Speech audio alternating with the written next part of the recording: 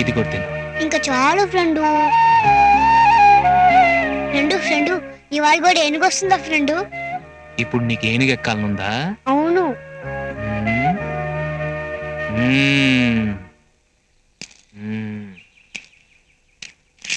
ఇదేంటి ఫ్రెండు యోగాసనం వేసావు? ఇప్పుడు నేను ఫ్రెండ్ని కాదంట, ఏనుగునంట. నువ్వు నా మీద ఎక్కుతావంట.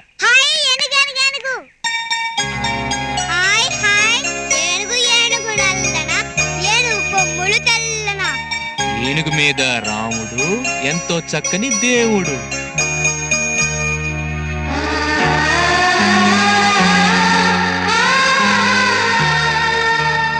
ఇంకా చాలా ఫ్రెండు అడుగు వచ్చేసింది.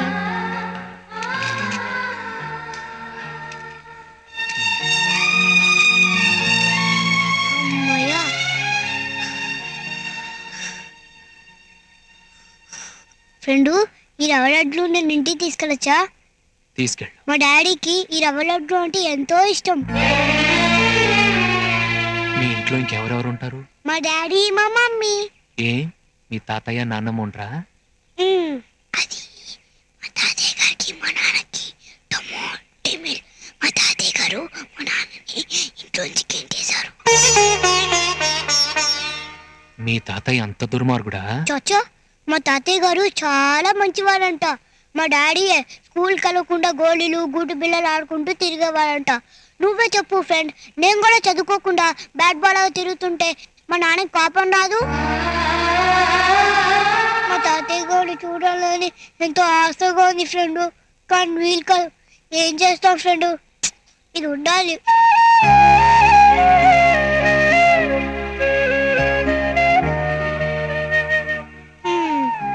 बस की टाइम है फ्रेंडो, एक कर दो, टाटा, बाय बाय।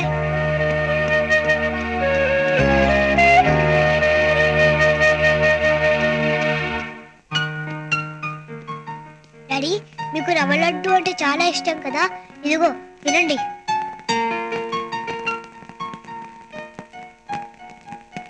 ఇది మా అమ్మ చేసిన రవ్వ లడ్డు లాగుంది. మీ అమ్మ చేయటం ఏంటి డాడీ? మా ఫ్రెండ్ ఇస్తాను. ఫ్రెండ్ అంటే క్లాస్మేటా? కాదు డాడీ, ఆయన చాలా పెద్ద ఆయన, ఆయనకి పెద్ద పెద్ద మీసాలు కూడా ఉంటాయి. మీసాలు కూడా ఉన్నాయా? అంత పెద్ద ఫ్రెండ్ ఎవర్రా? నీకు తెలియలే, ఈ మధ్యనే పరిచయం అయ్యాడు. ఎలా ఉంటాడు?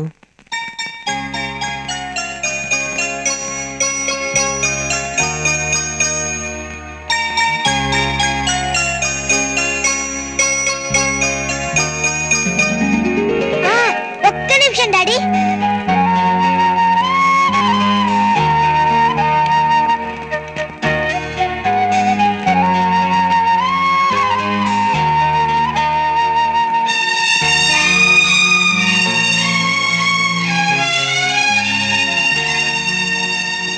ఇలా ఉంటాడు డాడీ.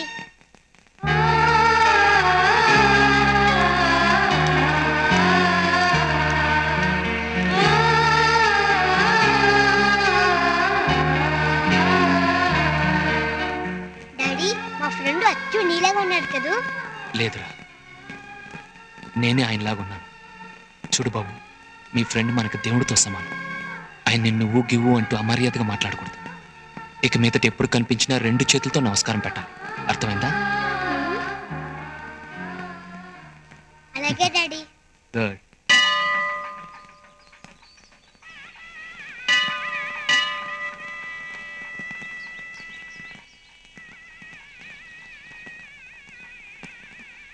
అత్తయ్య, మీకోసమే వెయిట్ చేస్తున్నాను. మీ అబ్బాయి గారు పేద ప్రజల కోసం ఒక ఉచిత హాస్పిటల్ కట్టించారు.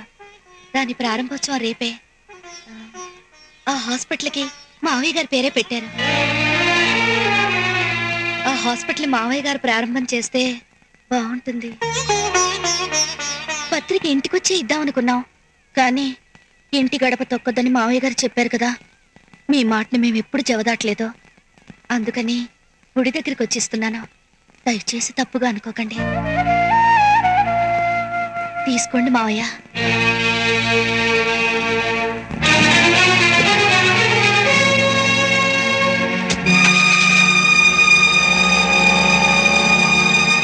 అశోకుడు రోడ్డుకి ఇరువైపులా చెట్లు నాటించెను. చూడు, భాను కట్టించిన హాస్పిటల్ ఓపెనింగ్ ఈ రోజే. నేను అక్కడికి వెళుతున్నాను. నాన్నగారు అడిగితే షేవింగ్ చేయించుకోవడానికి బయటకు వెళ్ళానని చెప్పు.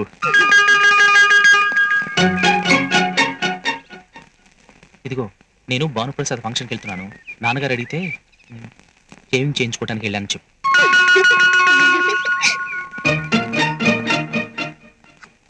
ఎప్పటికయ్యేది ప్రస్తుతమో అప్పటిగా మాటలాడి తప్పించుకు తిరుగువాడు ధన్యుడు సుమతి. నేను భానుప్రసాద్ బాబాయ్ హాస్పిటల్ దగ్గరికి వెళ్తున్నాను. తాతయ్య గారు అడిగితే షేవింగ్ చేయించుకోవడానికి వెళ్ళావని చెప్తాను. నేను గడ్డం గీయించుకోవడం ఏమిటి, గుడికి వెళ్ళానని చెప్పండి. అలాగే నాయనమ్మా. పుత్రోత్సాహము తండ్రికి పుత్రుడు జనించినప్పుడు కలుగదు, జనులా పుత్రుని కనుగొని పొగడగా నాడు కలుగును సుమతి. ఏంటి ఇల్లంతా నిశ్శబ్దంగా ఉంది? ఇంట్లో ఎవరు లేరా?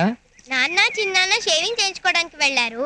మా మమ్మీ వీళ్ళ మమ్మీ వాళ్ళ మమ్మీ నీళ్ళకి వెళ్ళారు. నాన్నమ్మేమో గుడికి వెళ్ళింది తాతయ్య. సరే, నేను తోటకు వెళ్ళొస్తాను. మీ నాన్నమ్మ అడిగితే మధ్యాహ్నం భోజనానికి వస్తానని చెప్పాలి. అలాగే తాతయ్య. తోటకి వెళ్తున్నారా? షేవింగ్ చేయించుకోవడానికి కదా వెళ్ళాలి. తాతయ్య గారు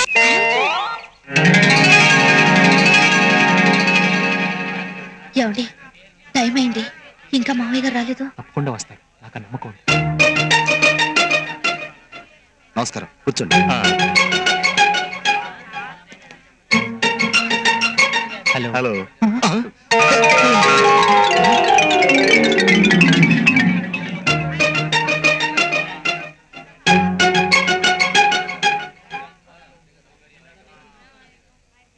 నాన్నగారు వచ్చేలా లేరు. ఇప్పుడు ప్రారంభోత్సవం ఎలా? ఉండు బావా, నేను కవర్ చేస్తాను. అందరికీ నమస్కారం. సోదర సోదరిమణులారా, ఈ రోజు ఉచిత ఆసుపత్రిని గౌరవనీయులు హరిశ్చంద్ర ప్రసాద్ గారు ఓపెనింగ్ చేస్తారని ప్రకటించిన విషయం మీ అందరికీ విదితమే. కానీ వారు ఒక తగవును పరిష్కరించడం కోసం అర్జెంటుగా వేరే ఊరు వెళ్ళవలసి వచ్చింది. ఆయన ప్రజల మనిషి కాబట్టి తను లేకపోతే హాస్పిటల్ ప్రారంభం ఆగిపోతుందన్న ఉద్దేశంతో తనకు బదులుగా ఆయన మనవడు చిరంజీవి హరిశ్చంద్ర ప్రసాద్ చేత ప్రారంభోత్సవ కార్యక్రమాన్ని జరిపించమని వారు ఫ్యాక్స్ ద్వారా మెసేజ్ పంపించారు. ఆయన కోరిక ప్రకారం హాస్పిటల్ ని చిరంజీవి హరిశ్చంద్ర ప్రసాద్ గారు ప్రారంభిస్తారు.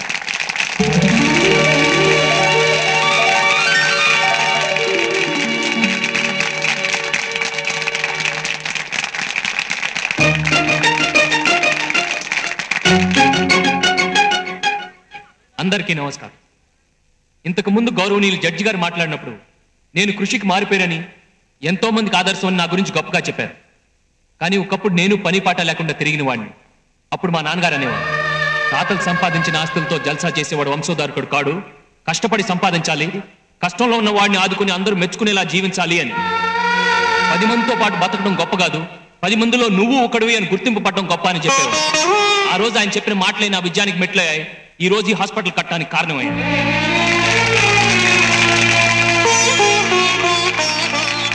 ఉలి దెబ్బకు బాధపడితే శిలశిల్పం కాలేదు, దున్నేటప్పుడు బాధపడితే నేల కడుపున బంగారం పండదు. అలాగే తండ్రి కొట్టాడనో తిట్టాడనో పగ పెంచుకుంటే ఏ కొడుకు అభివృద్ధిలోకి రాలేడు.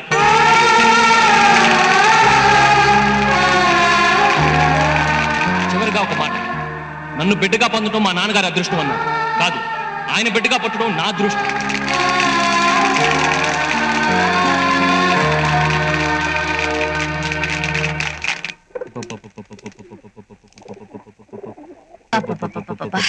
ఏం జనం, ఏం చప్పట్లు. దేని గురించి మాట్లాడుతున్నావు? అదే మన భానుప్రసాద్ హాస్పిటల్ ప్రారంభోత్సవం చేశాడు కదా, దాని గురించి. ఓహో, నువ్వు వెళ్ళొచ్చావు కావాలా? నేనెందుకు వెళ్తాను? పక్కింటి శ్రీ మహాలక్ష్మి గారు వెళ్ళారట, ఆవిడ చెప్పింది.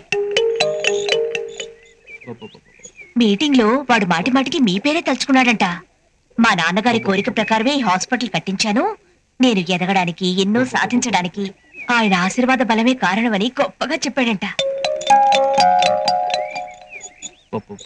అది ఇంకొక మాట ఏదో చెప్పిందే. ఉలి దెబ్బలకి బాధపడితే రాయి రోలవుతుందా, దున్నేటప్పుడు. అది అలా కాదు. ఉలి దెబ్బకు బాధపడితే శిలశిల్పం కాలేదు, దున్నేటప్పుడు బాధపడితే నేల కడుపున బంగారం పండదు. అది అవును, అది మీకెలా తెలుసు? ఎలా అంటే అది పెద్దలు చెప్పిన మాట. ఎవరు చెప్పినా మాట మారుతుందా, అర్థం మారుతుందా?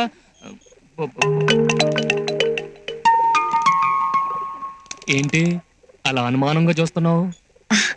ఏం లేదు, మీటింగ్ కి వెళ్ళిన శ్రీ మహాలక్ష్మి గారే విన్నది విన్నట్టుగా చెప్పలేకపోయింది.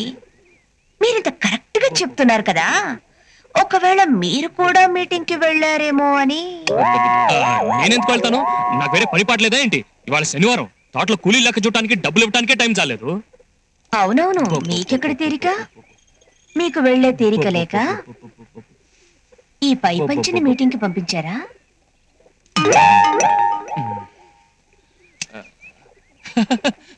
పై పంచా? నా పై పంచా? అవును, శ్రీ మహాలక్ష్మి గారికి మీటింగ్ దగ్గర దొరికిందంట, తీసుకొచ్చిచ్చింది. ఇది అక్కడికి ఎలా వెళ్ళిందో? ఎలా వెళ్ళుంటుందో? పావురాలు తీసుకెళ్ళి ఉంటాయి. పావురాలు పావురాలు.